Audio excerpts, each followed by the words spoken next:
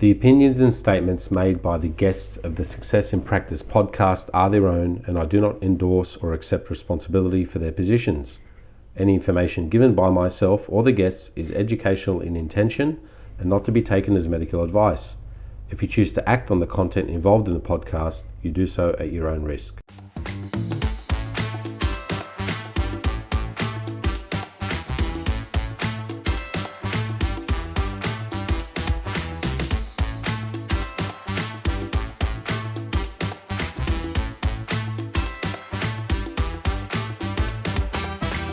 Okay, everyone, welcome back to another episode of the Success in Practice podcast. Today I am joined by Adam Nicholson, I should say. Adam is running for a board position with Osteopathy Australia, and it is in this regard that I'm having a chat to him today. Adam has been an osteopath since 2008. Benefiting from collaborations with Sydney's esteemed osteopaths, Adam acquired an in-depth understanding of classical osteopathy and its traditions, and he appreciates that from the conversations I've had with Adam. He really appreciates the background and traditions of osteopathy.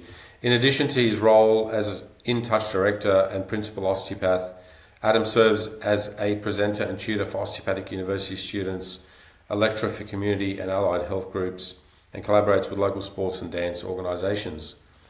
Husband to wife Alicia, he has with her two young children, Harper and Zave.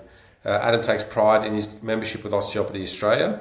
Additionally, he actively contributes to the Communications and Marketing Committee, aiding osteopaths across Australia in their professional development, education and promotional content. So he's been there on some of the committees at Osteopathy Australia, and and has had a bit of a taste of what goes on there.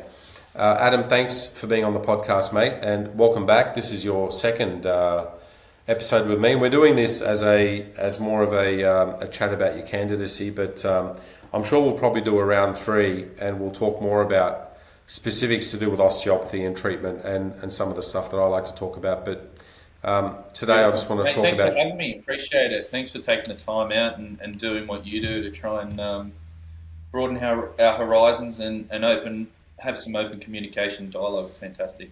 Always a pleasure, mate. And as you know, I'm always keen for candid conversation. So hopefully you've got some of the answers that we need, so we can understand your positions on I guess some issues to do with the association and how that place runs. So give us a quick background about you, Adam, for people that haven't heard the first episode. I guess an overview of your time, how you got into osteopathy, and then what you've been doing in that time in terms of running a practice. Yeah, cool. Mate, I graduated, nearly 17 years ago now, so I've been around for a little bit of time. We started pretty small, and we've built now into a multidisciplinary clinic, and we actually carry a lot of other allied health professionals in our clinic. I think from that I've realised that we need more people around us, and that's been probably our biggest strength, is that the more health professionals that are really good people have actually helped develop our business, our brand, and yeah, I think now's the right time to start giving back for what osteopathy's given me. If I can start to contribute some time and some of the successes I've seen from the treatment room practicing really good osteopathy in terms of what I've been able to create within business, it would be my pleasure to give back and be part of this amazing board. So at the moment, I've developed in terms of who I treat. I see a wide variety of different patients. I still practice full time, and I think that's something and I've always practiced full time, meaning I'm still seeing 40 to probably 48 patients a week. And I'll see some pretty complex stuff, see a lot of babies, pregnancy, chronic pain. So some patients that fall through the cracks. And for me, when you lean into really good osteopathy, those patients are really found. And so I think my strength is really because I've had really good mentors. I lean into them, I connect with them. I think that's something that's helped me be a good practitioner, and I think passing on that experience to a myriad of different other new graduate osteopaths. I think I've really enjoyed that. So teaching has been a passion, being able to do some postgrad stuff and ongoing courses and CPD. I'm an osteo nerd by heart, mate, and it takes. I enjoy talking about it. So when you asked me again to jump on the podcast, mate, I was absolutely thrilled. So I hope that gives you a well-rounded version of me. Anything else you need? No, you're always dressed nice and your hair always looks great. So they might want to use you if you do get on the board, mate. They might want to use you as a pin-up boy for Osteopathy Australia. Mate, you're doing all right yourself, No, mate. What about those shirts? How's the sale of those shirts going? Good, yeah, good. We to be honest with you, we've sold more over in the States than I have here, but for obvious reasons. Good yeah, stuff. Yeah, mate. So look, tell us what attracted you to run for a board position. I mean, you've done some committee work there. What made you take that next, I guess, leap into wanting to have a bit more of a influence there? Oh, look, again, I think there are certain limitations in parts of the committee. So I'm on the communications and marketing committee, and I've really enjoyed that. And I've been able to see the benefit of dealing with that, dealing in that committee, doing stuff for the social media, doing stuff for the Osteo Life, trying to connect some other presenters. So that's been enjoyable, and trying to refine that, trying to refine our language and who we are. Obviously, trying to work in with the board, I feel like maybe there is a little bit of a disconnect. So I'm always trying to understand what the board's trying to do. And when this opportunity opened up, I thought this would be fantastic to bridge my lack of knowledge between what's happening at the board level and through what we're doing at the committee. So, we're working hard. There's only 3 of us. We'd always take more applicants to review. There's so much stuff that we have to sort of get through on the communications and marketing committee, and we need as many hands on deck. Our profession needs as many hands on deck, mate. So if there's anyone that's willing to put their hand up, I'm definitely all in on whatever I can help out with. So maybe it's just me, but I enjoy a challenge, and if there's anything extra I can contribute to, now being 17 years into practice, I think they need to take some experience on board. And I think a lot of the good candidates have good experience anyway, mate. So whoever they take, I think it'll be well worth it. But I think having that background in the communications and marketing committees, giving me good insight about what they're after, the type of language, and being able to understand branding, national messaging, and things like that a little bit. So, Personally, what qualities do you think that, you as a person, I guess, in the way you've operated as a business owner and the way you've dealt with people, what qualities do you think would qualify you to be on the board? Look, I think one of the big ones, and this is something I take in the treatment room. It's funny how many of these things from the treatment room will move over into a boardroom. I think you've got to be a good listener first, and that's something I think I pride myself on. I'll take a long time to listen. I'll listen to a lot of information and try and absorb it as best as possible. No different to a patient, right? So I think I'm a good listener, but I enjoy the suggestion, making change, influencing change, what we do every day, mate. So I think there's a sense of leadership and direction, and I think maybe I spoke about it in the first podcast with you, but I enjoy that leadership. I had one of my guys call me, and I always felt difficult saying, "Oh, you're the boss." I'm not the boss. I'm a captain. I want to be a captain. I think the captain's an influential person, and the captain just makes a little bit harder decisions, and that decision-making process is really important, and making sure that the members feel like they're getting a bit of a leader or a captain, I think, are huge qualities, and I enjoy the captain stuff I do within my own clinic. I enjoy it with my own family, and I wear that captain little badge with pride. So trying to assert a captain model, but not a boss model. The boss doesn't work. Doesn't float with me.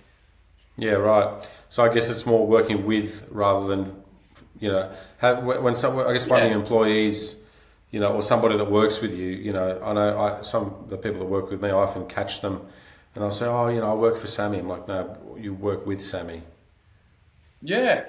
you know? And that's you're right. And there's no sense of hierarchy where I work, right? I guess, Well, there is. and I think There is a sense of hierarchy, but when it comes to treatment, I mean, we're both equals. I have osteopaths and yeah, chiropractors that work with me, but in terms yeah, of, in terms of practitioners, we're equals. I mean, I might own the practice. I might make some financial decisions that there's a that's hierarchy right. there, but when it comes to, you know, professionals and practitioners, we're equals. But those decisions have happened because you've had enough experience and you've seen the wrong decisions. They're not wrong decisions; they're just decisions in which you've learnt from. But I think with that experience, you need people that have perhaps made a few, uh, you know, made a few poor choices, but they've definitely built us into who you are and who I am now, mate. And so Yeah. experience is crucial. But I like the So, captain tag. all right, mate. You've been around Osteopathy Australia for a while, obviously, as part of that committee. What do you 2022, yeah. Yeah. Well, what do you currently know about Osteopathy Australia and its role? And I guess more specifically, what do you know about the board and its role, and then the executive and its role? Like, what do you know about the different branches of that Yeah. organisation and their roles? And yeah, can you talk to us about that?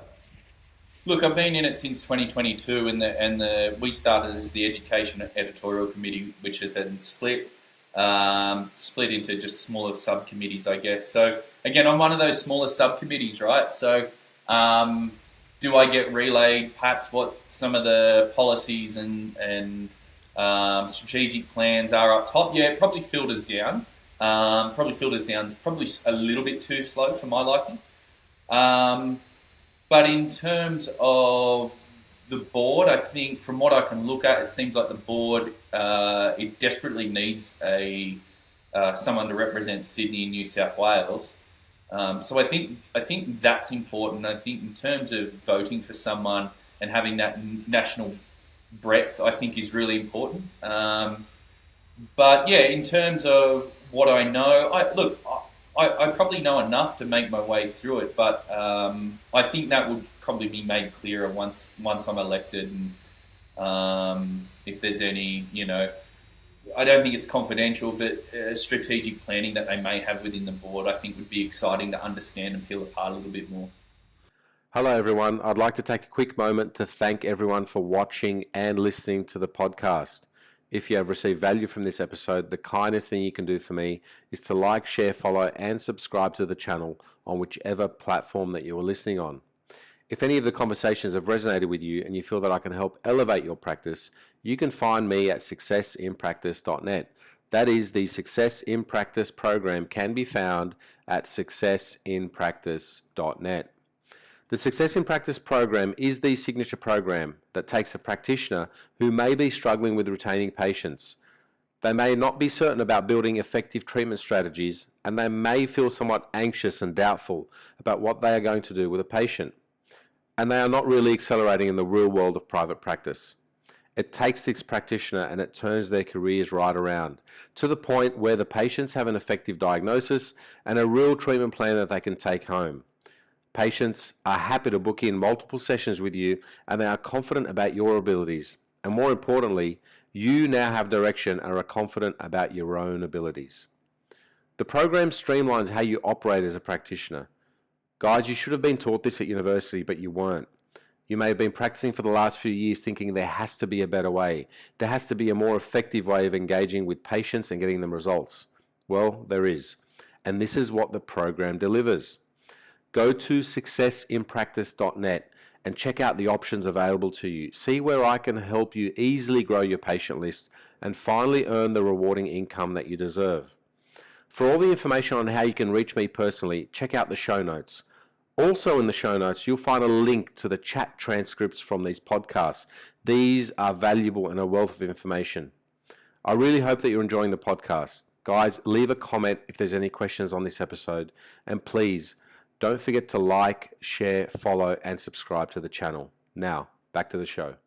Yeah, I mean, look, given your locality as a member of New South Wales and specifically Sydney, you make a very strong point there, that your candidacy has a bit of an advantage because we for it to be a national board, we really do need somebody representing the largest market in the country. And so we don't, since I think Donald Hunter stepped off the board, but I mean, even Donald was more of a regional candidate. We do need somebody from Sydney that kind of represents a large market here. So, I mean, I've spoken to two candidates already, and their episodes are already live, and your one will go live tomorrow. Beauty. So, but those two candidates were very strong candidates, lovely people, very competent, and you know they presented some great ideas, especially Tom Barry, who comes with a breadth of experience from Albury. But I would say that if you are in New South Wales, if you are in Sydney, you'd be hard pressed not to vote for Adam, because we need a candidate, or we need somebody on the board that we could pick up the phone and have a chat to. Because New South Wales does, Sydney especially, but moreover New South Wales, we do have some things that we need to talk to Osteopathy Australia about. We have a very strong demand for education in this city, and I keep talking about it. I don't think that's being met. We haven't really gotten a lot of communication on it, and so it'd be good to have a board member from Sydney that we could talk to, that we could get some information from, and hopefully clear things up. And so and that's the type of thing you'll get from me, mate. Like it's that sense of transparency and being able to pick up the phone and communicate. Like I enjoy that. I enjoy a good yarn and being able to understand. And you know, from the various times that we've met, I think I understand your frustration where you come from, and it comes from a good place, mate. And what you've done through the podcast and being able to discuss things with people, I think it's only a benefit to osteopathy. We need to hear from members like yourself that have an opinion and want to assert some form of difference or change. And whether what I think and you think are the two same things, I don't know. But that's where I need to get a well-rounded interpretation from a lot of the members. And I will take that time. I will thoroughly enjoy speaking to people, not just in Sydney. I think I have my head around a lot of the Sydney sort of population, but I will enjoy calling people and seeing what their issues are, what they're loving and what they're not loving. And I think that's a really important, is that ability to connect with the smaller groups, with the small little individual osteopaths that are battling away by themselves.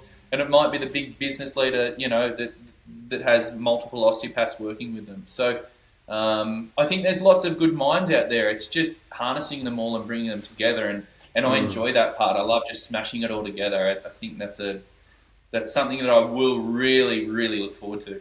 One of the things that I'd actually like to make it clearer, I guess, if I haven't made it clear. I mean, I'm pretty passionate about getting a course here in Sydney, but in saying that, my vision is to not only aim for a course in Sydney, but Adelaide deserves a course. I think Northern Queensland deserves a course, and regional New South Wales deserves a course. And so we need to start aiming high and punching up, and I don't think we've been doing that. And I would put as much emphasis on courses in other states with decent populations, you know, and if we can get those, just like the one in Western Australia, they're all wins for the profession. But we can't we can't just say, look, it's too hard, or you know, the universities aren't talking to us, or you know, these universities are amalgamating. We just need to wait for that process to finish. You know, we need to have some kind of strategy where some of the initiative is in our own hands rather than in somebody else's hands. So, I mean, that's what I'd like to see in, I guess, an incoming board member. To someone bring some of that some of that fire, light a fire under people's backsides, and Oh, get things moving. 100%. And look, and part of it is there's an accountability component, right? Like I'm accountable. I have to be accountable to run an effective business, right? But there is a sense of accountability, and I think it's something that we're probably scared of in today's modern world. But I think there is an accountability. There's accountability from me being on the board. You know, I have to represent you guys if elected. And if I'm not, I'd expect you to be talking about me on the podcast and saying, well, what's going on there? And am I okay with that? Yeah. Do I want that? Yeah. I think the profession needs it. So I'm happy to wear that criticism if I'm not aiming up either, mate. So I'm okay with it, but it just means people want change, and we like I said before, we have to listen to that if change is required. Okay. So yeah, and again, I think expanding osteopathy into different universities, mate, the areas you said I think are brilliant. Naturally, being Sydney-based and graduating in Sydney, I think, and I know lots of osteopaths around Sydney, I think, geez, what a wonderful course we'd make here. So yeah, I think you raised some brilliant points. But again, taking that to the board and seeing where they're at, I'd be thrilled. And I'd be thrilled to liaise with it. If that is part of their strategy, mate, I'd be purely excited that whenever I have my next gap, I'd be so excited to meet with those educational bodies and see where or what we need to do. That stuff excites me, mate. What's your? I know that there's previous board members that I've spoken to and current board members. One of their aims or things that they were quite passionate about doing was to re-engage members who had previously been part of the association, and for one reason or another felt like the association either was not representing them or just not offering value for whatever reason. Are you somebody who also wants to re-engage with that community? 100%. We've got way too many, and from me outside, you know, looking in, and maybe some have been on your podcast, that we're missing some really brilliant brains, and it could be over a few small issues that they may have had. So yeah, I would love to have, of course, more members. We need more of a united front, and the more we lose, the worse off we are. So what is it in terms of that retention and ensuring that we're making members happy? And if they're not happy, why are they going? Look, you might have an idea. What do you think is a core to that from the people that you've interviewed? Well, look, one of the things I need to, I guess, concede and put into context is that as a practitioner grows into their profession, they probably need the association less. You know, as you develop your practice, and you get your systems and procedures in place, and then you've been practicing for a while, 20 years, 30 years, 40 years, you might start to cut down a little bit. You're probably not on the phone talking to the association about, you're fairly well, got a great reputation, you got your patients, you're making decent money. You're probably not, from a value perspective, you're probably going to find it hard to get value out of the association. Most practitioners of that vintage that are in the association are probably there as a gesture of support to give back, and because they understand that a strong association is important for the profession. But I think as a profession too, we have many people who would be prepared to stay within the association, even if they don't need it, given that the association is actually expanding the profession and not losing its, I guess, osteopathic, or it's not losing its identity. So that's been the big one that people have said. That's a good point. And I think from what I've sort of understood in terms of some of the marketing is trying to attract a lot of the, I want to call it's the new grads and keeping them in. So I think you bring up a good point there, because within some of the osteo life is attracting them and keeping them, and we do need that end. Don't get me wrong. But are we attracting and are we keeping those practitioners that are 30 and 40 years in? Instead, like, they're happy, they got their clientele, life's pretty good for them. But how do we keep them?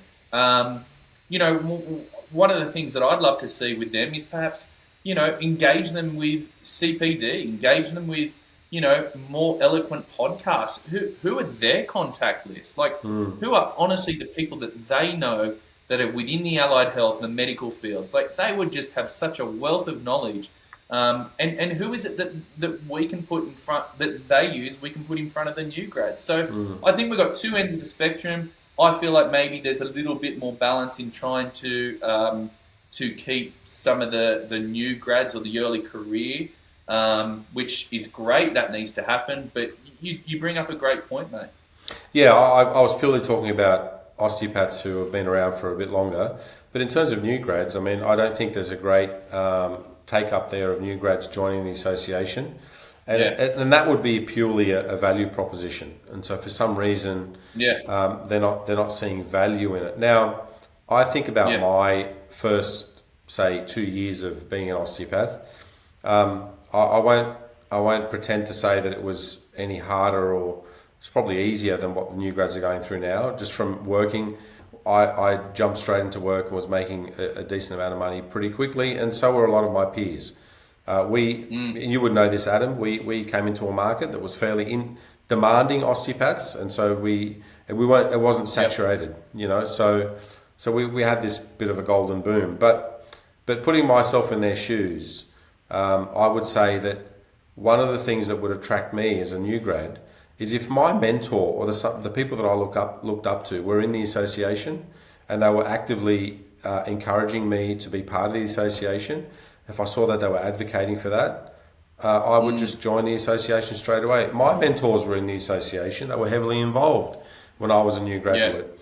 And if somebody like, you know, a George Stillian or somebody who has influence over a lot of, say, younger practitioners, was in the association and in Osteopathy Australia and saying, hey, you know, this is a great organisation. We need people to join in. It protects, preserves and promotes osteopathy. Join up. They'd probably give it a crack. I mean, you know, I like anything, when I go to purchase something and somebody gives me, you know, recommendation, that comes with a lot of authority. Just like you know in your practice, if somebody comes to see you as a new patient and they've been referred by another person who they really trust, it's much easier to engage and keep them than it would be if they've just come off from a Google ad, you know. And so the same thing would happen with a new grad. If you want to get more new grads on board, keep the people that are mentoring these new grads, and you will find it a lot easier. And so I think that's one aspect. And the other part, just thinking about it, is, you know, a lot of the new graduates do connect more with a lot of the online connections, the updates through Osteopathy Australia's social media platforms. We've got to get those experienced. We've got to get those experienced osteopaths onto those platforms.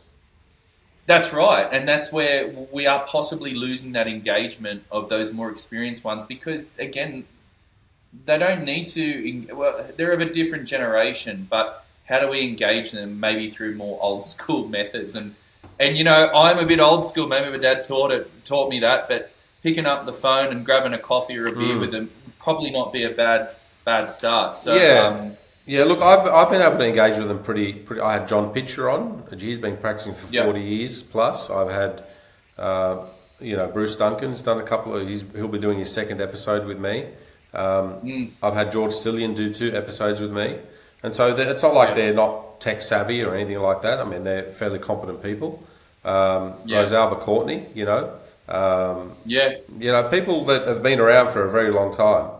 And they were more than happy to jump online and do a podcast. So I don't see why you can't get them recorded from a webinar and have them, you know, do some things for the profession and keep them engaged and just, you know, show them some love, and they'll show that love to the new grads that are looking up to them, and you'll find it much easier to get a new graduate to join up. Now, obviously, you can do things like have introductory pricing and things like that, and ease them in ease them into that category.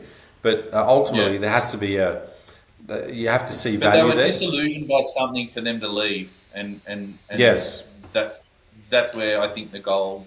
Yeah, the sits. goal. Yeah, I mean, all the successful practices do it. We all get on the phones and call up our patients who haven't seen for over 6 months or a year and say, "Hey, just checking on you. What's Yeah, going on? How are you? Doing well? yeah, Oh yeah, we just been busy doing this, doing that. Yeah, and there's and a lot of those conversations you don't really. It's people just are busy, but you might get the odd conversation where someone will actually tell you. They'll say, "Yeah, look, last time I came in and something happened or whatever, just something little, like, something pissed them off about the yeah, invoice wasn't sent properly or something, people yeah, have a shitty day and you just sort it out yeah, real quick and all of a sudden they're back on board. It might be yeah, as simple as that. It might be a bit deeper, but you will never know unless you ask. yeah.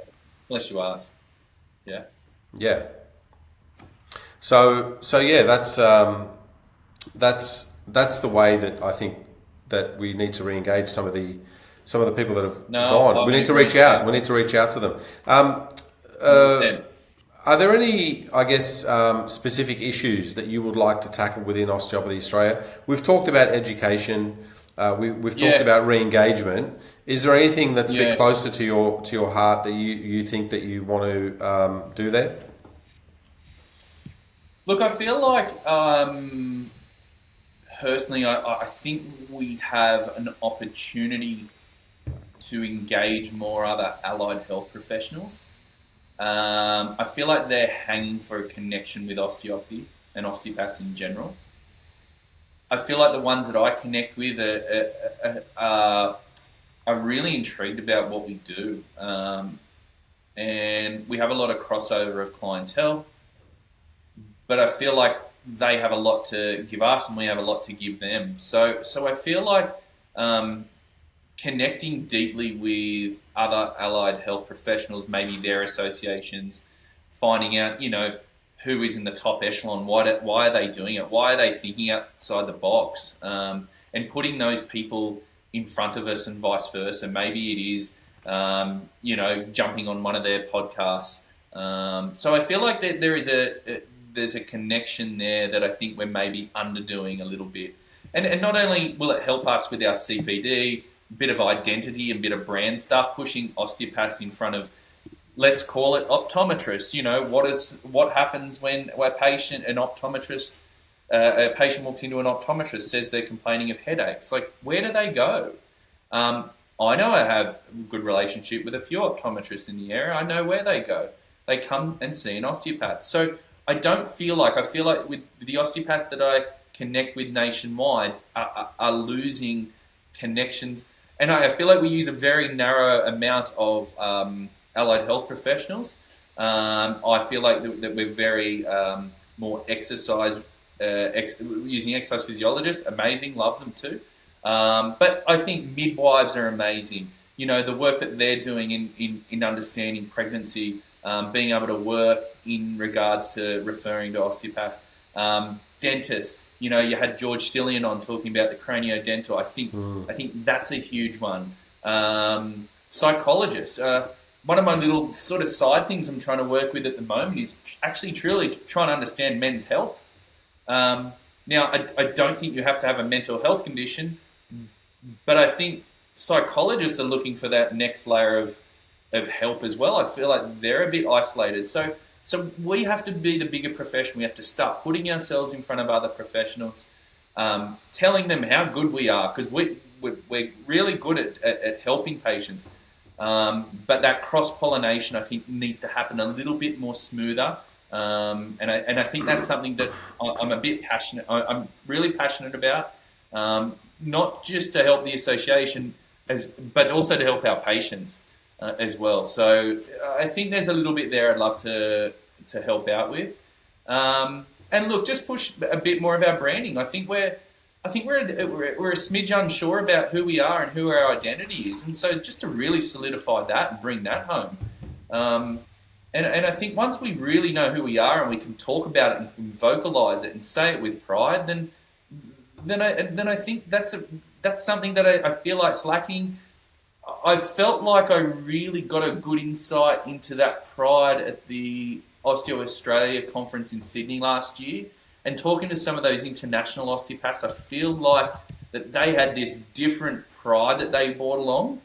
You know, and I sort of walked out of there going, geez, that feels good talking to those guys. And again, perhaps bringing our international guys through a little bit more. And, you know, I feel like the connection with them's a little bit hazy, and solidifying about what do they do that's good, what issues are they having, what are they doing osteopathically that they're really finding momentum in their own countries. And that cross-pollination with our international guests, I think is a little key there that helps us find a bit more meaning and truth about our identity and pushing that home. But mate, I was super excited speaking to some of those brilliant men and women that weekend. They were fantastic. Yeah. So I guess a couple of things on that. I saw a post on LinkedIn a few days ago about, I think, someone from an employee, an executive from Osteopathy Australia, and a couple of the board members were at the Allied Health Professionals Association. I think it's the AHPA, which Osteopathy Australia is a member of, and so I know that there is an association of associations, I guess, but I don't know how much that permeates through to the average clinic. Yeah. You know, I don't know what, I guess, the cost and benefit of being a part of that is. And I guess maybe we need some communication around that. I saw some presentations there about the impact of climate change and, you know, I think Allied Health or something of something like that. But so I don't know. It sounded like a bit of a stretch to me, but anyway, it'll be good to get some communication around that. Yeah. Yeah. Does it help the profession? Does it help the association? But does it help the patient? And they're the main things that I want to know. But I feel like maybe that's the word, that cross-pollination between us all just needs to be a bit clearer. Yeah. And I think what they'll do is they'll decide that perhaps we're the probably more premier manual medicine, hands-on style therapists that have more purpose, more philosophy, and I think we'll see a little internal shift there. That's what I think. Well, on your second point, I guess about some branding and marketing and I guess understanding what our identity is. I've looked through the new Osteopathy Australia website and I've looked at some of the documentation. I know that they have a whole website about what is osteo. I get that. But that's more for the public. But I still haven't seen a position statement on what an osteopath actually is and what osteopathy in Australia, I guess, because we are, you know, we are in our environment here. But what is an osteopath in Australia, and specifically in what paradigm do we act on? And so I don't think there's ever been a composition there. I don't think there's ever been a policy statement or some kind of position statement on that. And so when you don't have that, how are you able to then have a proper marketing strategy, a proper branding strategy? You know, when you go on, when you do Osteopathy Awareness Week, you know, how do you tell the media what an osteopath actually does, who they are? What's the point of difference between an osteopath now and a myotherapist? What's the point of difference between an osteopath and a physio and a chiropractor? You know, these are questions we get asked all the time. And so we need to have at least a position statement for osteopaths by osteopaths on what it is, who we are and what we do. And that doesn't mean that we need to ostracize people. That can be unifying, and it should be unifying. And so, I agree with you that that is a problem that needs addressing, and it hasn't been addressed. And I haven't heard it ever come up. I just haven't heard it ever come up in a strategic plan. Again, that'd be something that, you know, if I was elected, I'd take to the board and give ourselves a bit more identity. And maybe it's sitting there, but I know with that new website, the guys that I've spoken to at OA, it's all coming slowly. They've had a few hiccups, but the new Osteopathy Osteopathy Australia website is coming in the next few days. There's a few. I've seen that. I mean, look, the new website looks good, but I mean, even on the old website, I searched through quite thoroughly, and I couldn't. And that shouldn't be something that you have to look for really hard, Yeah. right? Like it should be Good there, point, mate. very easy to find. Just like the financials should be there and very easy to find. Now, I want to, I guess, ask you a follow-up question on that, because you said that obviously education was important. You want to engage more allied health. That's low-hanging fruit for us to kind of be able to improve practice. You want to look at, I guess, our position on who we are and what we are.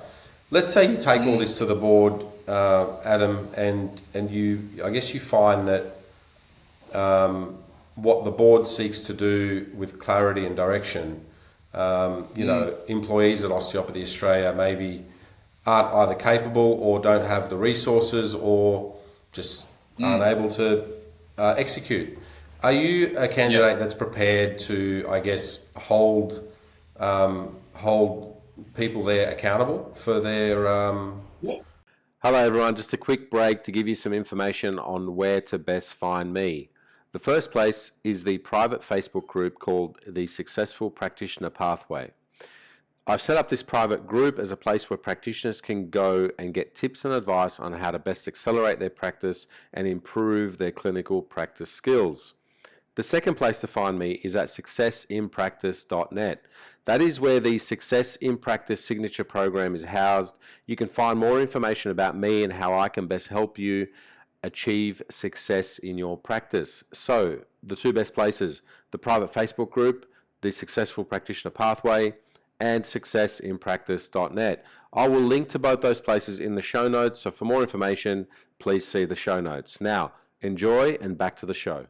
For their actions and for their performance. And I think that's part of it. I think that's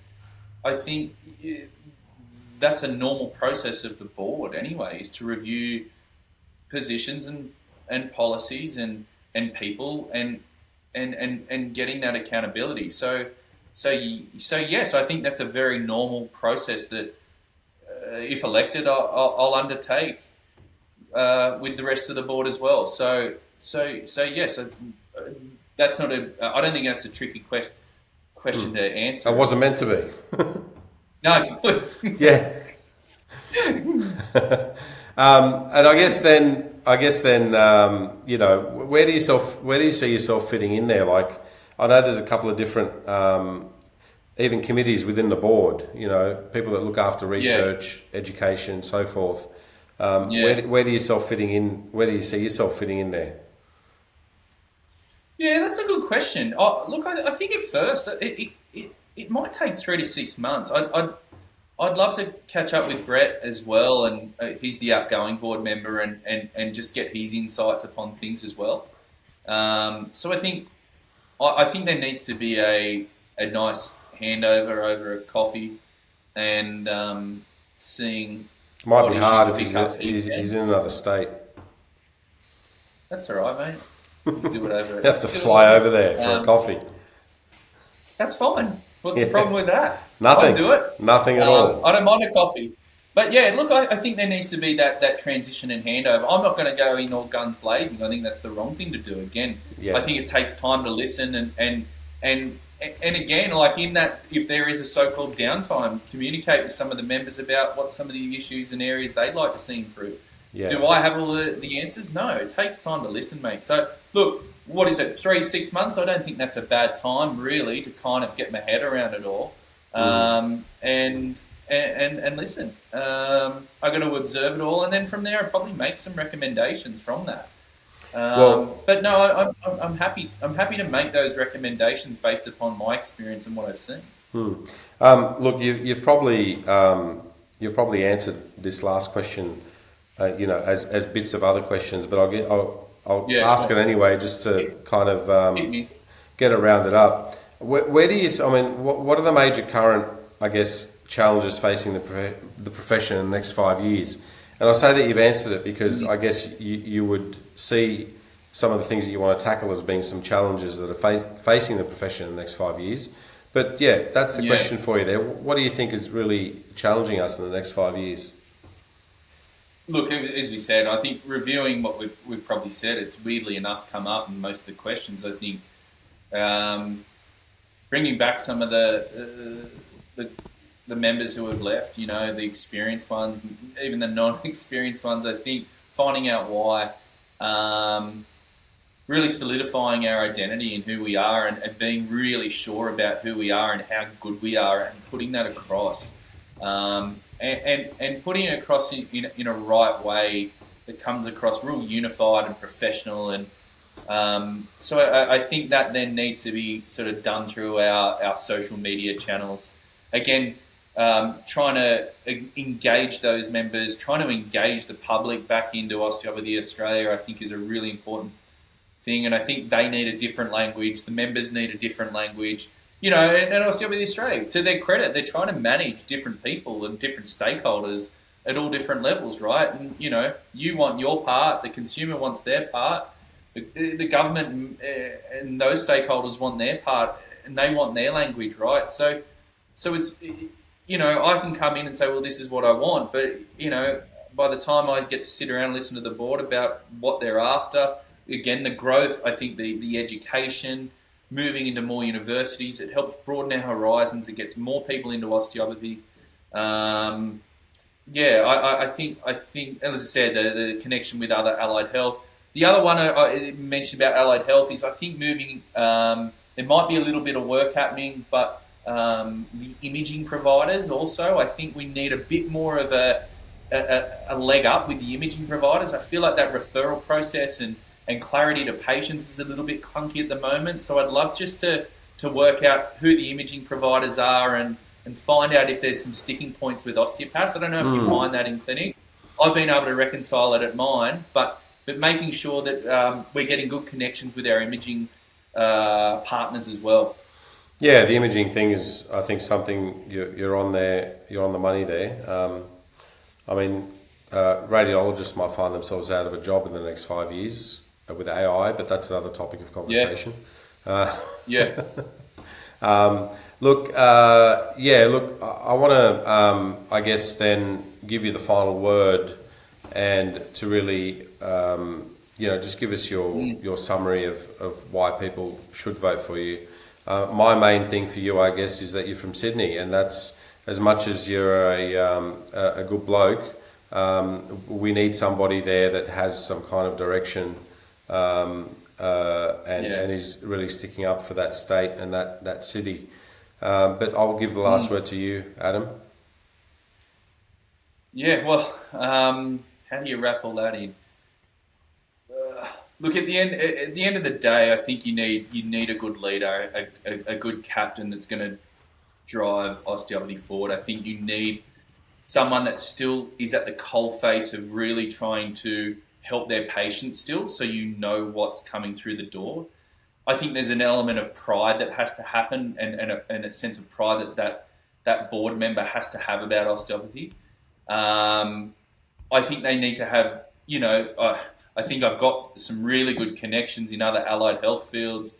My experience in the communications and marketing committee, I think I understand that branding, that representation, the identity stuff we're still trying to navigate our way through. Again, reviewing the policies, the strategic plan, going through some of that stuff again. And again, just being more open, more transparent, and hopefully just connecting with, the poor osteo that's sitting in the car on the way to the clinic, and their clinic at the moment, and going, oh, he won't call me. No, you're the person I'm going to call. You're the person that I want to check in on, because you deserve that. And we really need to start making those connections with those people that are still working and wondering why. They're practicing every day and not understanding why they're in this. We've got to bring back that purpose. We bring back that identity, and you watch osteopathy grow, mate, and it will happen very quickly. And I know that. So if as I said, I've got a fair bit of conviction about this, but this profession is going places. We are the best profession in the world. And if anyone else tells you different, don't listen to them. I like that. We'll wrap it up there, mate. Adam, I want to thank you for joining me today. I know it's been short notice, but I think once you guys had your names read out as candidates, I moved pretty quick to have you on, but it's as best as we could do. So yeah, thank you everybody for joining me. Adam, stay on the line, but for everyone else, thank you for joining me on another episode, and I'll catch you on the next one.